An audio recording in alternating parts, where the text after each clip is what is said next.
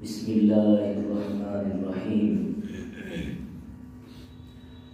या अय्युहल्लज़ीना आमनू अतिउल्लाह व अतिउर रसूल व उलिल अम्रि मिनकुम फ़इन तनज़अतुम फ़ी शैइन फरुद्दू इलल्लाहि वर रसूल इन कुंतुम तु'मिनूना बिल्लाहि वल यawmil आखिर इला आखिरिल आया।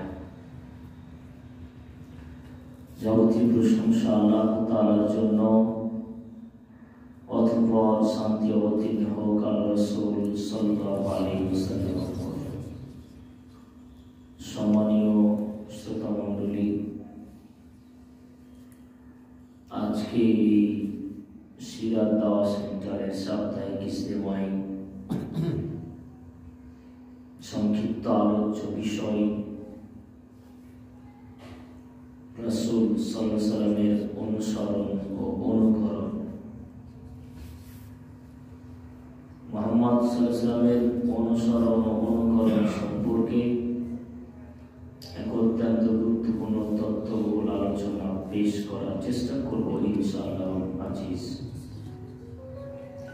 আল্লাহ সুবহানাহু ওয়া তাআলার নিকটে প্রথমেই প্রার্থনা করি, আল্লাহ যেন আমাদেরকে সকলকে এই আলোচনাটি বুঝে তার প্রতি আমল করার তৌফিক দান করেন, আল্লাহুম্মা আমিন। ইসলামের মৌলিক কয়েকটি নীতিমালার মধ্যে অন্যতম গুরুত্বপূর্ণ দ্বিতীয় নীতিমালা একটা হচ্ছে যে আপনি মুসলিম কিভাবে হবেন, আপনি দৈনন্দিন জীবনের কর্মাবলী কিভাবে সম্পাদন করবেন, ইবাদত কিভাবে, কখন, কিভাবে, কতটুকু করতে হয়, তার পূর্ণাঙ্গ অনুসরণ অনুকরণের ভিত্তি হলেন মুহাম্মদ সাল্লাল্লাহু আলাইহি ওয়াসাল্লাম। নামাজ পড়তে হয়, কিন্তু কিভাবে পড়তে হয় তা আপনাকে আল্লাহ রাসূলের কাছ থেকে অনুসরণ করে অনুকরণ করে পড়তে হবে। অর্থাৎ ইসলামের পালন করার, নিয়ম নীতি অনুসরণ করার মূল মানদণ্ড হচ্ছে মুহাম্মদ সাল্লাল্লাহু আলাইহি ওয়াসাল্লাম। আপনি আল্লাহ তাআলাকে মানেন, কিন্তু কিভাবে আল্লাহকে মানেন?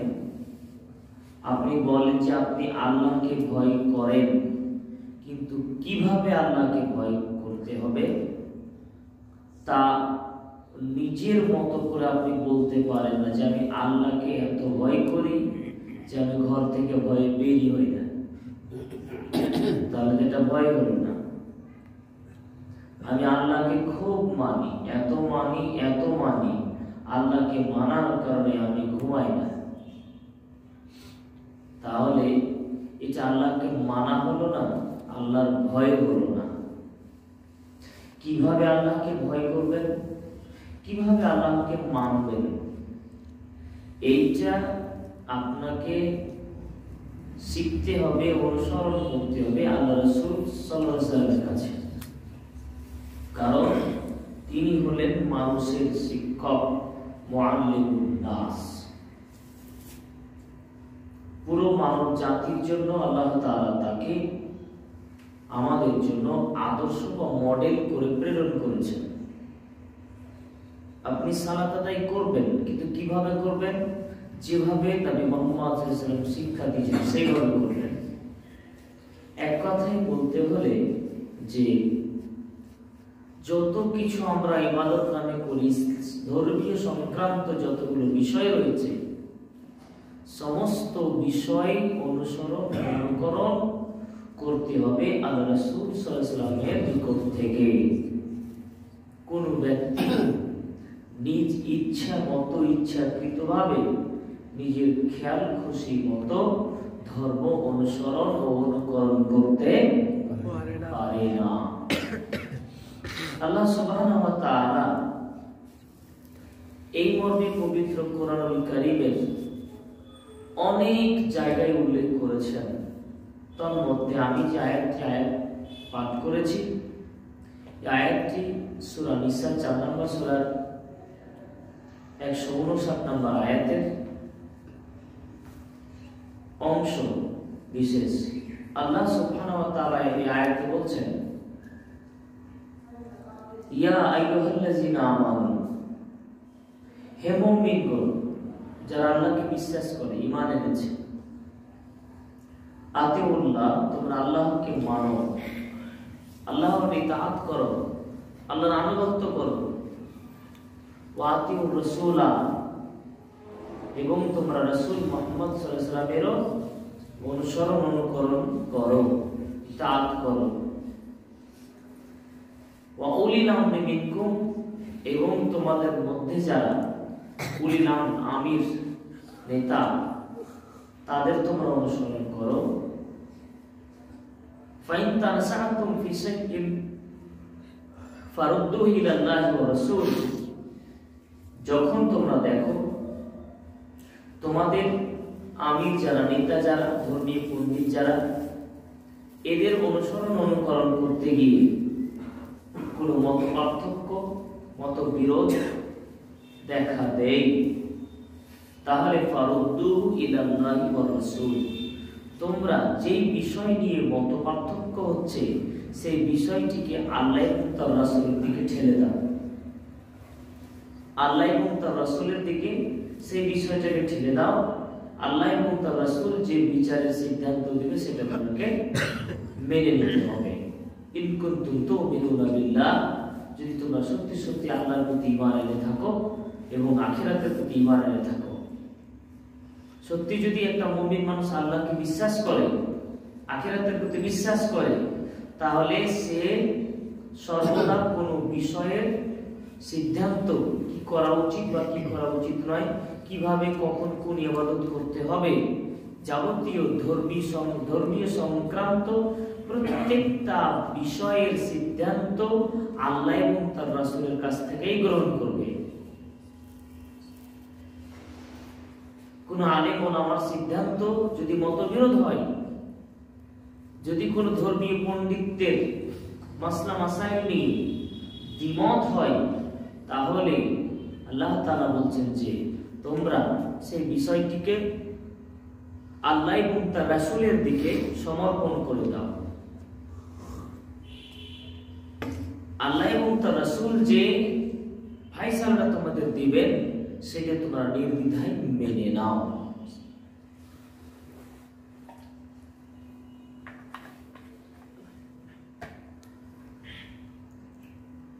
অত্র আয়াতটিকে সামনে রেখে আমরা খুব অল্প সময়ে কয়েকটি কথা আপনাদের সামনে পেশ করছি। প্রথম কথাটা হচ্ছে আল্লাহকে মানো, মেনে নাও, স্বীকার করে নাও যে আল্লাহ একজন আছেন। এক কথায় আল্লাহর প্রতি ঈমান আনো। এরপরে আল্লাহ তাআলা বললেন ওয়া আতিউর রাসূলা, রাসূলের অনুসরণ করো। এই যে আপনি রাসূলের অনুসরণ করবেন, অনুকরণ করবেন, আল্লাহ এটা বললেন যে তোমরা রাসূলের অনুসরণ করো। সূরা মুহাম্মদ 47 নম্বর সূরা 33 নম্বর আয়াতে আল্লাহ তাআলা ওখানেও বলেছেন আতিউল্লাহ ওয়া আতিউর রাসূলা, তোমরা আল্লাহকে মানো এবং রাসূলের অনুসরণ করো, অনুকরণ করো। ওয়ালা তুবতিলু আমালাকুম, তোমাদের আমলগুলি বাতিল করো না। কেন কেন আল্লাহ তাআলা যে বলছেন যে যারা মান আতা রাসূলা ফাকাদ আতা আল্লাহ, যে রাসূল সাল্লাল্লাহু আলাইহি ওয়াসাল্লামের অনুসরণ করলো সে আসলে আল্লাহরই অনুসরণ করলো। রাসূল অন্য একটা হাদিসে তিনি বলেন, মান আতা মুহাম্মাদান ফাকাদ আতা আল্লাহ, যে ব্যক্তি মুহাম্মাদের কথা মেনে নিল সে আল্লাহর কথা মেনে নিল।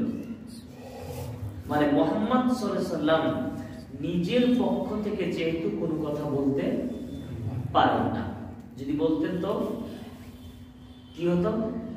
আল্লাহ সুবহানাহু ওয়া তাআলা বলতেন, যদি আমার নবী মুহাম্মদ সাল্লাল্লাহু আলাইহি সাল্লাম নিজের পক্ষ থেকে কোনো কথা বলতেন তাহলে আমি তার কণ্ঠনালীকে ধরতাম, কণ্ঠনালীকে ধরে ডান হাত দিয়ে তাকে জবাই করে দিতাম।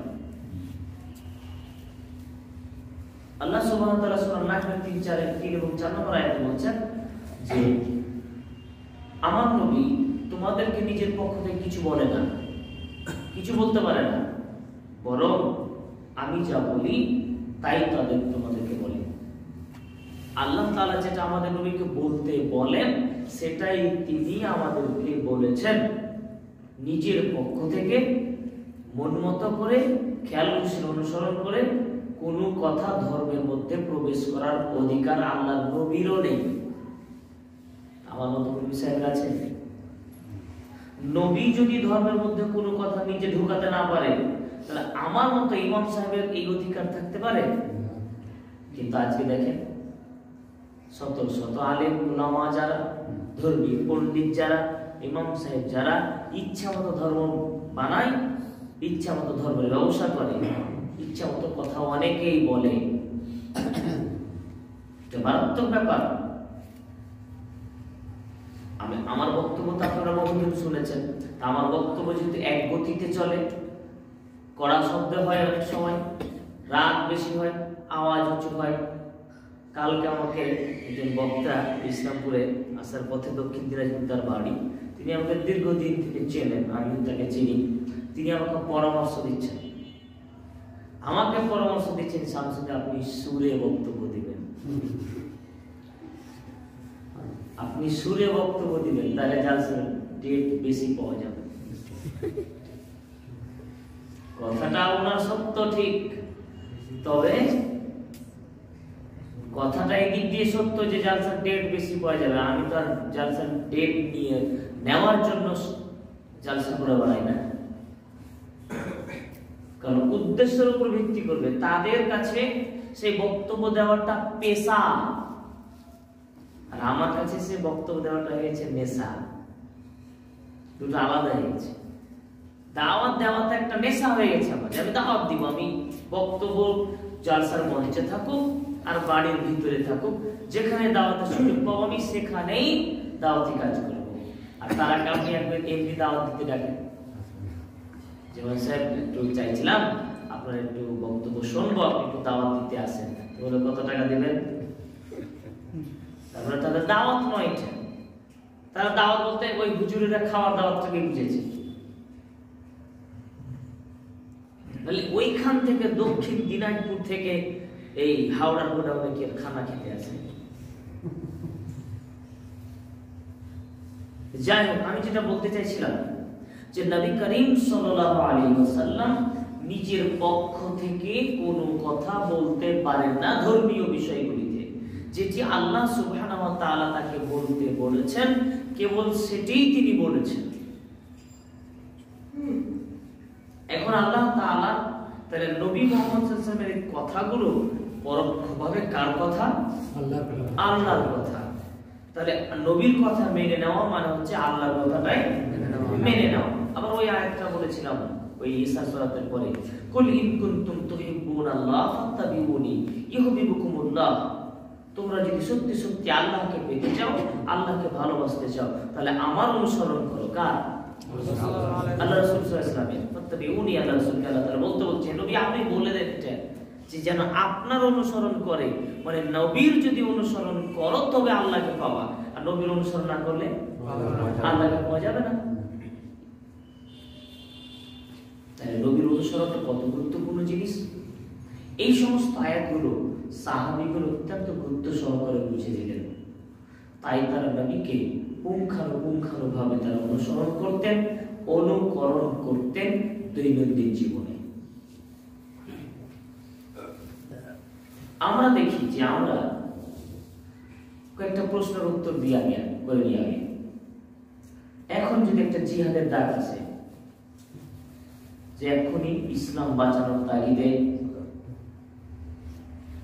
এখন ইসলাম বাঁচানোর তাগিদে, ইসলামের পক্ষে, কোরআনের পক্ষে, ইসলামের জন্য জিহাদের ময়দানে ঝাঁপিয়ে পড়তে হবে। আপনারা কি করতে রাজি আছেন? সবাই এখনই যদি কেউ নবী মুহাম্মদ সাল্লাল্লাহু আলাইহি ওয়াসাল্লামের অপমান করে, নবী সাল্লাল্লাহু আলাইহি ওয়াসাল্লামের অপমান করে আপনার সামনে, আপনি কি চুপচাপ থাকবেন না প্রতিবাদ করবেন? প্রতিবাদ করবেন। আচ্ছা ধরে নিন যে এখন নবী সাল্লাল্লাহু আলাইহি ওয়াসাল্লাম নিশ্চয়ই আছেন কোনো জায়গায় আছেন, ধরে নিন দিয়ে এখনই একটা ডাক আসলো, ওয়াজিদপুর লোকেরা দ্রুত বেরিয়ে এসো, কাফেররা আমাকে ঘিরাও করে ফেলেছে। কি করবেন? যাবেন? থানায় ফোন করবেন? থানায় ফোন করবেন না? থানায় ফোন করবেন, বাবার ভাইকে বলবেন। আমি বলছি আল্লাহ নবী কোন এক জায়গায় আছে ধরে নেন, এখন দিয়ে একজন এসে বলছে যে আল্লাহ নবীকে ঘিরে নিয়েছে কাফেরেরা, তাড়াতাড়ি বেরিয়ে পড়ো। কি করবেন এবার? যাবেন না থাকবেন? মরতেও তো পারেন, খুন তো ঝরবে নাকি? হয় মারবেন না হয় মরবেন, তার মানে মরতে কোনো ভয় মানে আল্লাহ এবং তার রাসূলের জন্য জান দিতে, জীবন দিতে, রক্ত দিতে, মাল দিতে সামান্যতম কোনো দ্বিধা করবো নাকি? আছে দ্বিধা? মুখে না, আসলে অন্তর থেকে বলছেন? অন্তর থেকে তো, ওকে হাত দিয়ে বলছেন? দেখেন কিন্তু ভেবে চিন্তা ফেলেন, এখনই কিন্তু দিয়ে দেবো একটা, দিয়ে দেবো। আচ্ছা দেখি রাসূল, আচ্ছা স্বয়ং আল্লাহ নবী যদি কোনো আদেশ করে দেন আপনাকে, এখন ধরেন যে আল্লাহ নবী আদেশ করে দিলেন যে তোমরা এটা কাজ করো, আদেশ করে দিলেন, ইনশাআল্লাহ করব, তো এবার কি করবেন? ইনশাআল্লাহ করব। আল্লাহ নবী থাকলে আদেশটা মানতাম না, না থাকলে আদেশ মানা লাগবে না? মানতে হবে। বলেন তাহলে কে কে দাঁড়িয়ে যাবে? এটা নবী, আল্লাহ নবী আদেশ না? আদেশ না? আদেশ না? আল্লাহ নবী এখন আদেশ করলে খালি মানবেন, আর তখন আদেশ করেছিল ওটা মানা লাগবে না? এবার আল্লাহ নবীর জন্য জান দিয়ে দিতে পারবো, গাল দিতে পারবো না, না? ওই যে কি রচিকতার একটা গান উঠেছে না, রেল লাইনে বডি দিব মাথা দিব না, তো ব্যাপার তাই হয়েছে। আল্লাহর জন্য, নবীর জন্য জান দিয়ে দিব, মাল দিয়ে দিব, নির্দ্বিধায় জিহাদে লাফিয়ে পড়বো, জোসে বলে দিলেন, কিন্তু গাল দিবেন, তাই তো? কেউ দিবেন? কেউ দিবেন? এবার দেখেন আওয়াজটি কই, যারা জান দিতে বলছেন, ওই জান দেনে ওয়ালাটি কই? শুধু গালটা দেন দেখি, কেউ হাত ওঠান। যারা দিবেন, যারা দিবেন দেখে রাখেন তো চেহারাটা, নামাবেন না, আমি উঠায় থাকতে বলেছি। যারা দিবেন দেখে রাখেন, তো বাকিটা কি দাঁড়িয়ে আর বের হবে না? সবাই তো দাঁড়িয়ে নেই, বয়স্ক না আছে, বাকি ঠিক বের হবে না, তাহলে ধরলে বলে তাহলে আজকে থেকে নাকি? আদেশ তো অনেক আগে হয়েছে না, তাহলে আজকে থেকে ইনশাআল্লাহ। আল্লাহ আপনাদের সবার হাতে কবুল করে দিন। আজকের এই আলোচনাটা যদি এখান থেকে কবুল হয়ে যায়, তাহলে আমি সারা জীবন ইনশাআল্লাহ সফল হয়ে গেলাম। আল্লাহ নবীকে অনুসরণ করার কত বড় মাহাত্ম্য শুনবেন। যেই সময় রাসূলের সুন্নাতকে মানুষ জবাই করবে, যেই সময় রাসূল সাল্লাল্লাহু আলাইহি ওয়াসাল্লামের সুন্নাতকে মানুষ জবাই করবে, পালন করতে কেউ চাইবে না। সুন্নাত পালন করা কষ্টকর হয়ে যাবে, সুন্নাত পালন করে লোকে টোন টিটকারি মারবে, রে চ্যাংড়া ছেলে তাও দাড়ি ছেড়ে দিয়েছিস, এইরকম যখন লোকে বলবে, এইরকম লোকে যখন বলবে, এখনো বিয়ে শাদী করে দাড়ি ছেড়ে দিলি, হ্যাঁ দেখেই কেমন লাগছে, বুড়া বুড়া লাগছে, কেটে লেগে যা, এইরকম যখন মানুষ খোঁচা মারবে, এইরকম পরিস্থিতিতে যখন আপনি দাড়ি ছাড়বেন, রাসূলের সুন্নাতকে বাস্তবায়ন করবেন, সব রাসূলের সুন্নাতকে নিজের হাতে জবাই করছেন। আর ওই সময় আপনি রাসূলের একটা সুন্নাতকে আপনি বাস্তবায়ন করছেন, প্রতিষ্ঠা করছেন, আপনার জন্য লাভ কি আছে? খালি শুনেন, মানবেন কিনা পরে শুনেন।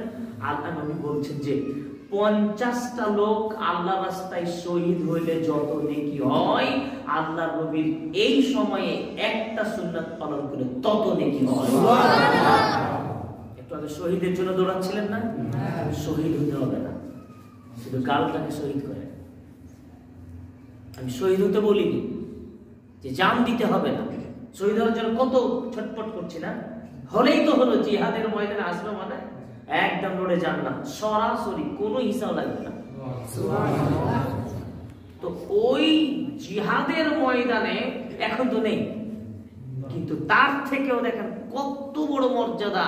রাসূলের সুন্নাতকে যখন কেউ মানতে চাইবে না, অবজ্ঞা করবে, তুচ্ছ তাচ্ছিল্য করবে, ঘৃণা করবে, সুন্নাত নিয়ে চলা যখন সমাজে কষ্টকর হয়ে যাবে, তখন যদি কেউ একটা আল্লাহর নবীর সুন্নাত পালন করে, তাহলে 50টা লোকের শহীদ হলে যত নেকি হয়, একটা সুন্নাত পালন করলে তত নেকি হয়। সুবহানাল্লাহ।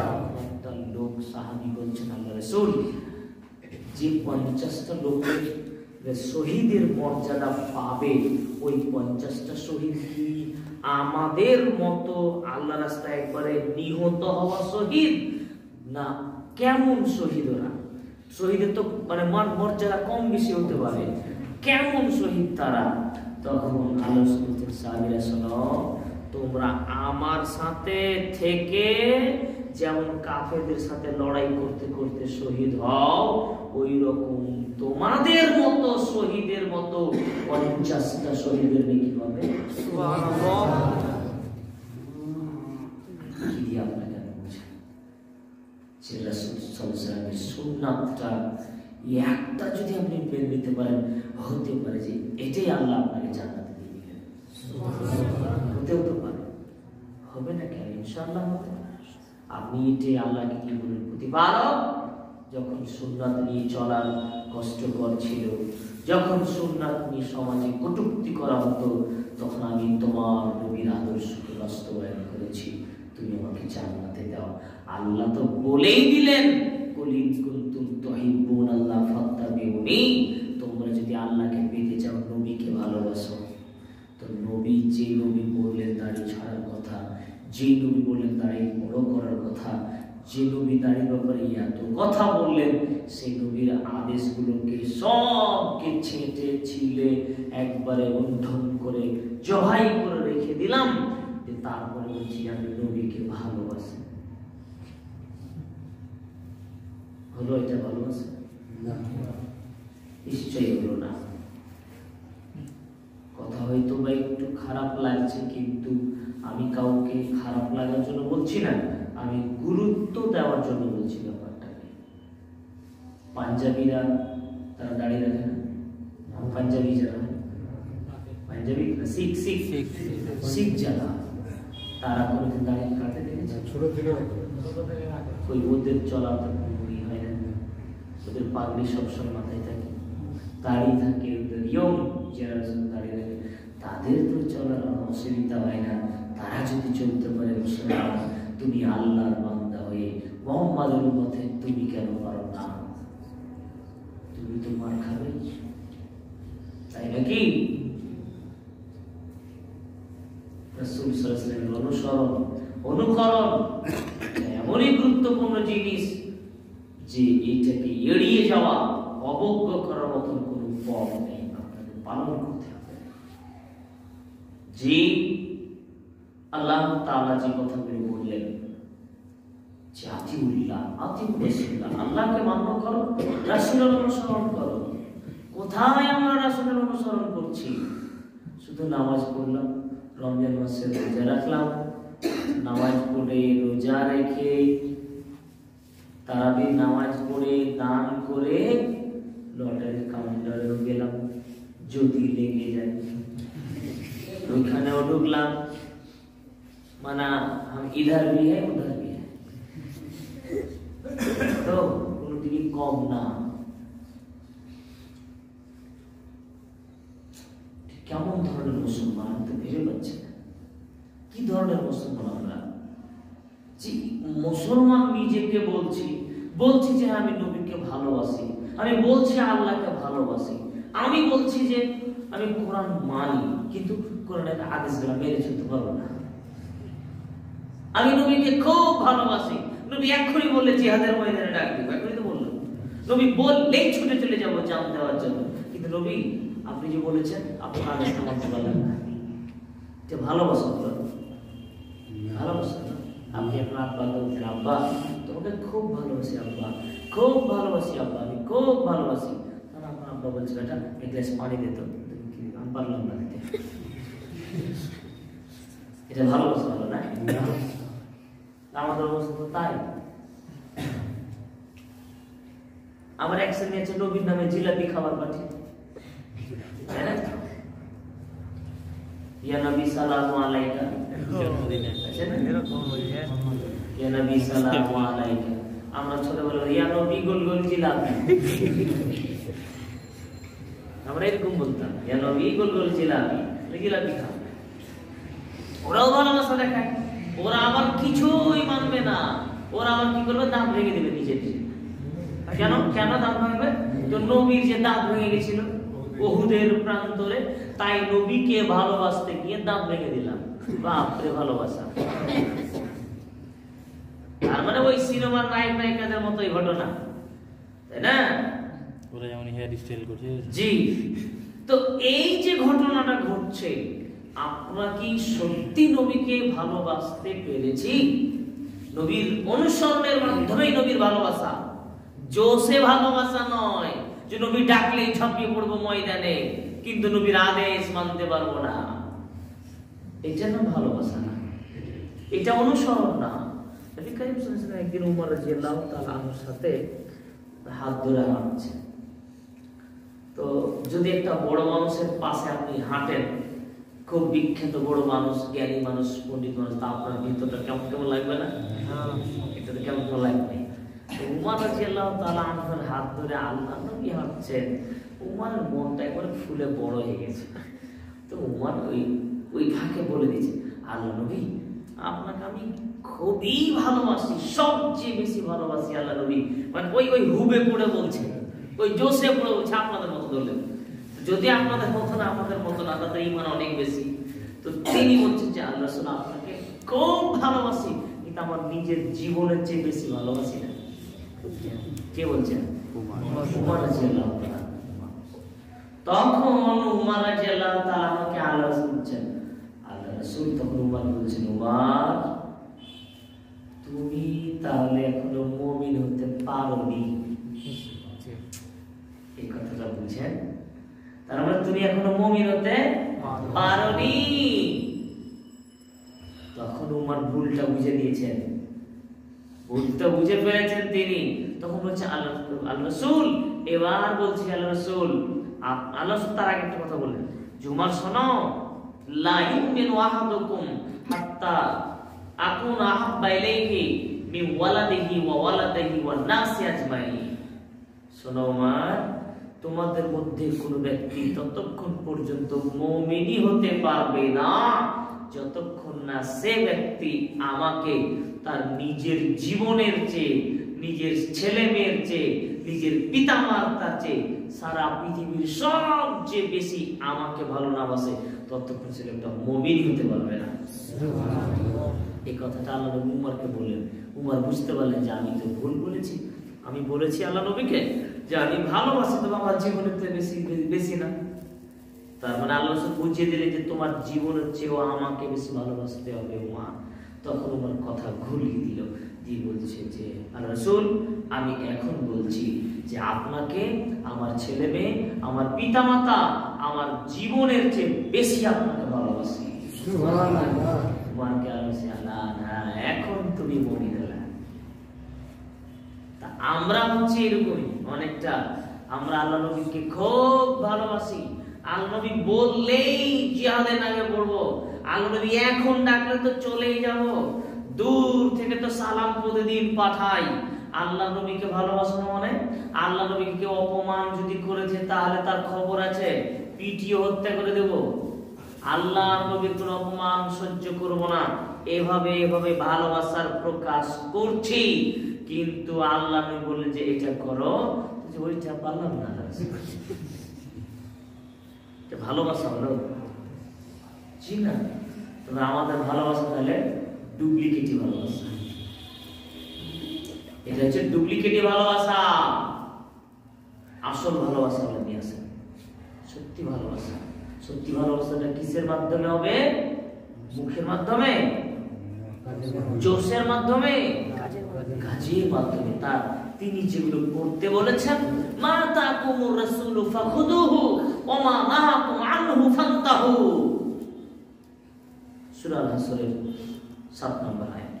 আল্লাহ তাআলা বলছে যে আমার নবী তোমাদেরকে যেটা গ্রহণ করতে বলে সেটা তোমরা গ্রহণ করো, তিনি যেটা ছাড়তে বলেন সেটা তোমরা ছেড়ে দাও। যা মানতে বলে তা মানো, যা ছাড়তে বলে তা ছাড়ো। আমরা উল্টা করে ফেলেছি সব। যা মানতে নিষেধ করেছেন তা মানবো, যা ছাড়তে বলেছেন ওইটা ধরবো। তাহলে এটা ভালোবাসা নয়, এটা অবজ্ঞা করা হচ্ছে, অপমান করা হচ্ছে। এটা এভাবে অবজ্ঞা করে, অপমান করে আমরা কখনোই সফলতা অর্জন করতে পারবো না। ইহকালে মুমিন হতে পারবো না, পরকালেও পারবো না। শুনেন, নবী করিম সাল্লাল্লাহু আলাইহি সাল্লাম সবাইকে বিচের মাঠে হজ কাউসারের পানি পান করাবেন। হাতে করে করে পানি পান করাতে করাতে একদল মানুষ, অনেক মানুষ, অনেক অনেক মানুষকে তিনি দেখবে যে তারা আল্লাহ নবীর কাছে ওই কাউসারের পানি পান করতে আসছে। কাউসারের পানি কি জিনিস? ওই যে বিচার চলবে, বিচার মাঠে কত কোটি কোটি কোটি কোটি কোটি বছর ধরে বিচার চলবে, তা তো বলা যাবে না, তাই না? মানে এই দুনিয়ার কতদিন বলেছিলাম, আর ওই দুনিয়া একদিন। তাহলে কত লক্ষ কোটি বছর বিচার চলবে কে জানে। এই বিচার মাঠে থাকতে হবে মানুষকে। এত বিশাল লম্বা দিনের মানুষ কিভাবে থাকবে? তৃষ্ণায় পানি নাই, কিছু নেই। তাই নবী আমাদেরকে উম্মতদেরকে তিনি পানি পান করতে দিবেন। তিনি বলেন, মান মাররা আলাইয়া ফাশারিবা ওয়া মান শারিবা লাম ইয়াসমা আবাদা। যেই উম্মত আমার কাছে আসবে আমি তাকে নিজের হাতে পানি পান করাবো, আর আমার হাতের পানি যে লোকটা একবার পান করে নিবে জান্নাতে না যাওয়া পর্যন্ত আর কোনোদিন পিপাসা লাগবে না। সুবহানাল্লাহ। আমার কাছে আসবে আর পানি পান করাতে থাকবো, পানি পান করাতে থাকবো। হঠাৎ দেখবো যে অনেক মানুষ আমার কাছে আসছে পানি পান করতে। যখনই তা আমার নিকটবর্তী হবে, কাছাকাছি আসবে, আমার মাঝে আর ওদের মাঝে একটা দেওয়াল তুলে দেওয়া হবে।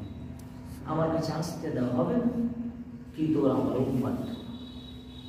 আমি বলবো যে ইন্নাহু মিন্নি, আরে ওরা যে আমার উম্মতের লোক, আমার কাছে আসতে দেওয়া হচ্ছে না, মানে উম্মতের তো দরদি আমাদের নবী, তাই না? তিনি বলবেন ইন্নাহু মিন্নি, ওরা যে আমার উম্মতের লোক, ওরা যে আমার উম্মতের লোক, কি ব্যাপার আসতে দেওয়া হচ্ছে না কেন? তখন আমাকে বলা হবে, মুহাম্মদ ইন্নাকা লা তাহতিস, আপনি জানেন না। ওরাও চিনতে পারবে, কিন্তু ওই লোকেরাও যে এটা আমাদের নবী, ওরাও জানে যে ইনি আমাদের নবী পানি পান করাচ্ছে, যাই নবীর হাতের পানি পান করবো। আর নবীও চিনতে পারবেন যে হ্যাঁ ওই আমার উম্মত, সবাই সবাইকে চিনতে পারবে, কিন্তু দেওয়াল দিয়ে দেওয়া হবে।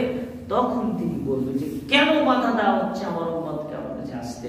তখন আল্লাহর পক্ষ থেকে বলা হবে যে আপনি জানেন না, এরা আপনার মৃত্যুর পর, তাদেরকে যখন আপনি ছেড়ে চলে এসেছেন, আপনি আমার কাছে, আপনার মৃত্যুর পরে এরা ধর্মকে নিয়ে ফাজলামি করেছে, ধর্মকে বাড়াবাড়ি করেছে, ধর্মের ভিতরে কিছু ভরেছে, কিছু বের করেছে, এরা ধর্ম নিয়ে খেলা করত।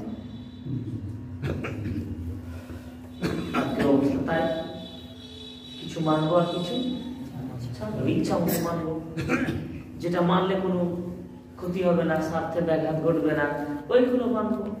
আর যেগুলো মানলে একটু ক্ষতি হতে পারে ওইগুলো মানতে পারবো না। তাই তো? মানতে পারবো ইনশাআল্লাহ। পিছনের ভাইরা মানতে পারা যাবে না ইনশাআল্লাহ। আমি বলিনি যে আজকেই করেন, আমি আপনাকে বলি আপনার ইমানটা একটু বৃদ্ধি করুন। দেখুন যদি আপনি আল্লাহ রাসূলের অনুসরণ করেন, আল্লাহ রাসূলের কথা মেনে চলেন, তাহলে আল্লাহ আপনাকে কোথাও অপমান করবেন না, হতেই দিবেন না। কারণ সেদিন হিসাবে গল্প শুনলেন না, আসাফের কাহিনী। তাহলে আমি আরো কিছু কথা শুনেছি ওনার মুখ থেকে, পার্সোনাল যখন আলোচনা হয়েছে আমার সাথে, চিন্তা করেন তাহলে কত কাহিনী, তার কত ঘটনা ঘটছে, কিন্তু আল্লাহ সর্বক্ষেত্রেই মানুষদের, যেই ব্যক্তি আল্লাহ এবং তার রাসূলের আনুগত্য করলো, রাসূলের মতো হয়ে চললো, সেই লোককে আল্লাহ তাআলা অপমান করবেন না। আল্লাহ সব জায়গায় বাঁচিয়ে দিবেন। আল্লাহ তো বলছেন ওমাইয়াত্তাকিল্লাহ ফাহু হাসবুহু, ও আমার বান্দা যে আল্লাহকে ভয় করে আমি আল্লাহ তার জন্য যথেষ্ট। সুবহানাল্লাহ। কি চাও তুমি? তুমি নারীর জন্য মনে করছো তো যে তুমি দাড়ি ছাড়লে তুমি ভালো বউ পাবে না, তো তুমি ওটা চিন্তা করো না, আমি তার দায়িত্ব, আল্লাহ দিবে না। তাহলে মানুষের চিন্তা ভাবনা তো অনেক ধরনের।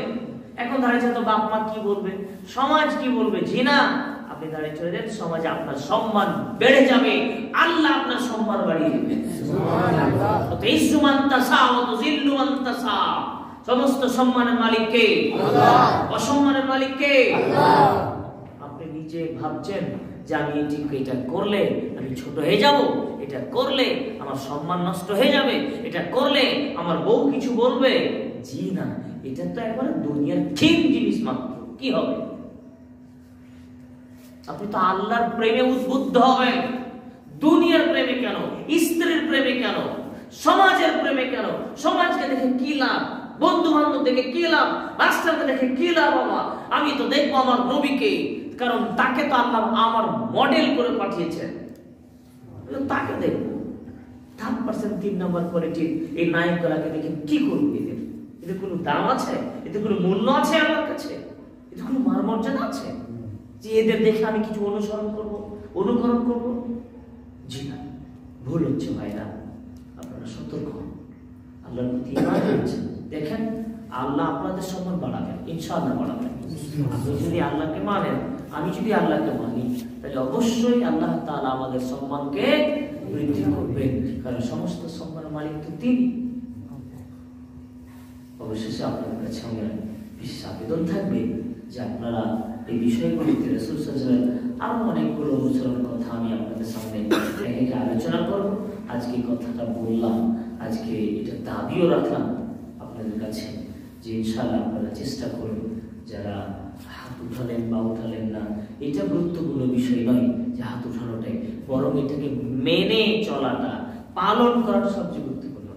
এমন নয় যে যারা হাত উঠালেন তাদেরকে বললাম, আর যারা হাত উঠালেন না তাদেরকে বললাম না, বা যারা হাত উঠালেন তারাই এটা মানবে আর যারা হাত উঠালো না তারা মানবে না, এমনটা তো নয়, তাই না? এটা আমি দেখতে চাইলাম একটু, যে কোন ভাইরা এই বেশি একটু আগ্রহ প্রকাশ করলে, এটা দেখতে চাইলাম মাত্র, আর কিছু না। তো আপনাদেরকে আমি বলবো যে আপনারা অবশ্যই এই বিষয়টি নিয়ে একটু সচেতন হবেন, কারণ বাইরে থেকেই যেন একটা মুসলমান ছেলেকে চেনা যায় যে হ্যাঁ এটা মুসলমানের ছেলে, এটা মুসলিম মানুষ, এটা যেন বাইরে থেকে আপনার পরিচয় পাওয়া যায়। এটা বাহ্যিক দৃষ্টিতে আল্লাহ সুবহানাহু ওয়া তাআলা যেন আমাদের এই যুবক তরুণদেরকে কবুল করেন। আল্লাহুম্মা আমিন। কিছু বলছেন নাকি? না না, কিছু বলবেন। আল্লাহ তোমার কাছে আরো দোয়া করছি, করতে পারো তুমি আমাদের ঈমানকে আরো মজবুত করে দেন। আল্লাহুম্মা আমিন। আজকের আলোচনা আমরা এখানে সমাপ্ত করছি। সুবহানাকা ওয়া আল্লাহুম্মা ওয়া বিহামদিকা আশহাদু আল্লা ইলাহা ইল্লা আনতা আস্তাগফিরুকা ওয়া আতুবু ইলাইক। একটা কথা যে এই ঈশার সালাতের পরে কি আপনাদের বেশি ভালো হচ্ছে? যারা আছে উপস্থিত, যারা আছে না তাদের মাথা ব্যথা বাদ দেন। যারা আপনারা আছেন মানে কিছু, আচ্ছা বাইরে থেকে কি এসেছেন একটু একটু দেখুন তো, আপনি বাইরে থেকে যারা এসেছেন, বাইরে থেকে ওই ভাইরা কোথাকার?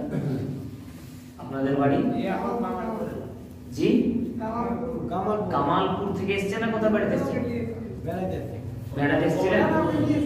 নিয়ে এসছে এসছেন বলতে তো না আপনার এসে ওই জন্যই নিয়ে এসছে আলহামদুলিল্লাহ সুবহান আলহামদুলিল্লাহ জাযাকাল্লাহু খাইরান ফি আহসানিল জাযাই বারাকাল্লাহু লাকা ফি আহলিকা ওয়া মালিকা ওয়া ফি ইলমিকা ওয়া হায়াতিকা আল্লাহ আপনাকে কবুল করুক। এরপর একটা কথা যে আপনাদের সাথে আমার ওয়াদা ছিল তো যে একজন করে নিয়ে আসবো, তো উনি নিয়ে এসছেন। আর কে নিয়ে এসছেন? উনি তো কাউকে নিয়ে এসছেন, আর বাকি যারা আনতে চেয়েছিলেন তাদের লোক করে কই রেখেছেন ভাই? আপনার কাকে নিয়ে এসছেন? নেক্সট আর বাকিরা কাউকে আনেননি? আমি বলেছিলাম আসেনি, বলতে হবে ইনশাআল্লাহ। একজন করে ধরবেন, বেশি না, অনেকজনকে বলবেন না, এক সপ্তাহে একজনই ধরবেন। আমি এটা আবার বললাম আজকে, একজন বেশি ধরবেনই না, ওকেই ধরেন যাকে মনে হবে যে হ্যাঁ একে পরিবর্তন করা যেতে পারে। কিছু লোক ছেলের কোয়ালিটি ভালো থাকে, দেখবেন যে হয়তো নামাজটা পড়ে না কিন্তু চরিত্র ভালো আছে, তো এইগুলোকে আগে টার্গেট করে মার্ক করেন যে এরা কারা কারা আছে, একজনকে ধরেন, ওকে সকালে যাবে। জি আলহামদুলিল্লাহ আলহামদুলিল্লাহ, আল্লাহ আপনাকে কবুল করুন। আমরা সবাই তার জন্য দোয়া করবো, আল্লাহ যেন ভাইকে ৫ ওয়াক্তের প্রকৃত মুসল্লি বানিয়ে দিন। আল্লাহুম্মা আমিন। জি, তো আপনারা নিয়ে আসবেন। তাহলে এটা আমার তো এই যারা বাইরে থেকে আসছে, যেমন মহিন্দ্রপুর থেকে আসছে, নেক্সট টাইম যান। বলছি কি আকিকার মাংসটা কি নিজে খেতে পারে ও বাবা? জি, আকিকা যদি নিজে না খেতে কাকে খাওয়াবেন?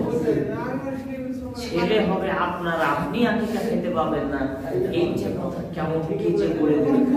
জি, এরকম কোনো কথা হাদিসের কোরআনে নেই যে আকিকার মাংস তার বাপ মা খেতে পায় না। এটা কোথায় কথা? এটা প্রচলিত লোক মুখের কথা। এটা একবারে লোক মুখের কথা। লোক মুখের কথা যেমন যে হাত থেকে গ্লাস ছুটে গেলে কেউ বেড়াতে আসে, হ্যাঁ আসলে কি আছে না? কাক যদি আপনার চালাতে ডাকে তার মানে কিছু একটা বিপদের খবর নিয়েছে, আর বউরা বলবে বাপের বাড়ির খবর এসেছে। এই যে আগেকার কুসংস্কার যেগুলো, ওই ধরনেরই এই সব লোক কথা যে বাপ মাকে খেতে হয় না। জি না, আমি মনে করি তার বাপ মা আগে খাবে, বাঁচলে পরে কেউ খাবে। জি কামালপুরের লোকেরা ওখানে ব্যারেলিওয়ালা তো, হ্যাঁ ব্যারেলিওয়ালা ও সবাই নেই, সবাই নেই, কিছু আছে। দেখি মানে আমার সঙ্গে অনেক কিছু প্রশ্ন উত্তর হয়। আচ্ছা আচ্ছা আচ্ছা, জি ঠিক আছে, আল্লাহ আপনাদের সবাইকে কবুল করুন। আমিন। সুবহানাকা আল্লাহুম্মা ওয়া বিহামদিকা আশহাদু আল্লা ইলাহা ইল্লা আনতা আস্তাগফিরুকা ওয়া আতুবু ইলাইকা। আজকে সবাই তার বুঝতে পারছেন আমার ভয়েসের অবস্থা।